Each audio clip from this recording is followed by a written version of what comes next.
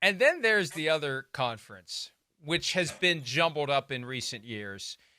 And for the first time in 90 years, it sounds like a joke when you say it, like an exaggeration. Oh, it's been 90 years. It's been 90 years for the Lions to be 9-1.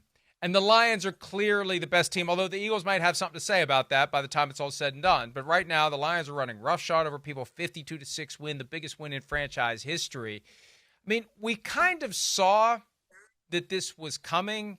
When they lost, though, when they blew the lead to the 49ers, 17 points in the second half of the NFC Championship, it could have gone either way.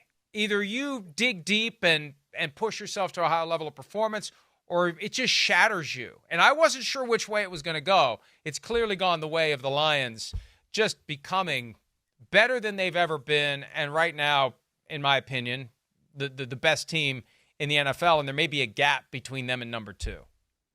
Well, I'm not going to go that far, Mike. I'm a big Lions fan. I grew up in the Detroit area. You're right. I was 2 years old the last time the Lions won a championship. I'm embarrassed to tell you how old I am now, but it's been a long time. They're playing good football. I credit Dan Campbell for giving that confidence, that attitude. They feel like they're a good team. But let's look at this. They've got one loss. Minnesota's got two losses. Philadelphia's got two losses. We were in Houston when Detroit was down 3 scores. Could have easily lost that game. Okay, Minnesota played them, and Minnesota had the ball, and all they have to do is make one first down, the game's over, and Minnesota would win that game. Minnesota didn't make the first down. Detroit scored. So they're 9-1. But again, this is not a team without flaws, and this is not a team that Philadelphia can say, oh, we can't beat them. Minnesota is not going to say we can't beat them. So I like where they are. I love the attitude on the Lions team, but they're not going to have a cakewalk either.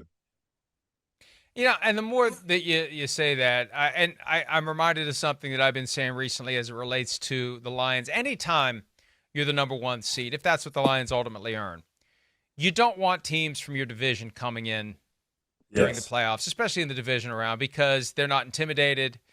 They know you, they play you, and they'd love nothing more.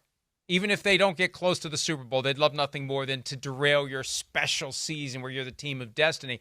And on top of the Packers and Vikings, and in a roundabout way, the Bears, they're not dead yet, and they get a chance to go in next Thursday and play them on Thanksgiving. The one team I wouldn't want to get to the playoffs if I was the Lions is the Rams. I don't want the Rams winning the NFC West. I don't want Matthew Stafford coming back again. He almost got him last year in the playoffs. He almost got him in week 1. I don't want third time to be a charm for Matthew Stafford. Well, and there are several teams like that. And that's where Detroit is. You mentioned the division teams that play each other. They know how to play you. They're not intimidated. They're not afraid. Green Bay has played good games against Detroit. Minnesota's played good games against them. Even the Bears. So if I'm Detroit, I'm confident, but I'm still not feeling like, hey, I'm the dominant team in the division. I've got to play Lions football. We got to gut things out week in and week out. And it's going to be a nice race in the NFC as well. I still laugh when I see that graphic and the Panthers are listed in the hunt at 3-7.